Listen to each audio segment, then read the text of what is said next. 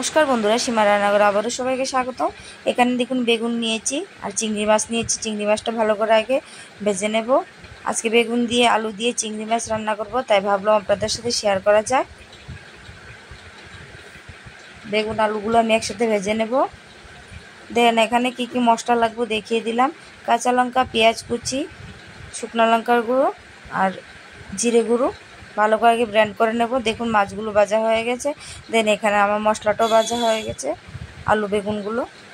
দেন এখানে আমি একই কড়াইতে তেল দিয়ে দেবো, দিয়ে পেঁয়াজ কুচিগুলো দিয়ে পেঁয়াজগুলো একটু ভালো করে ভেজে নেব। দেন মশলাগুলো দিয়ে দেব, মশলাটা একটু ভালো করে ভেজে নেব। দিয়ে এতে পরিমাণ মতো নুন আর হলুদ দিয়ে দেব, দিয়ে একটু কষিয়ে নেব। দিয়ে আলু আর বেগুনগুলো দিয়ে দেব, দিয়ে আবারও ভালো করে একটু কষিয়ে নেব।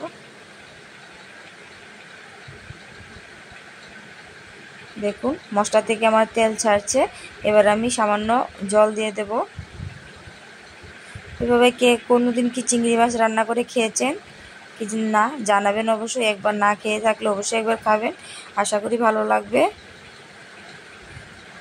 এই দেখুন জলটা এবার সিদ্ধ হওয়া পর্যন্ত অপেক্ষা করে নেব। এই দেখুন জলটা ফুটে গেল।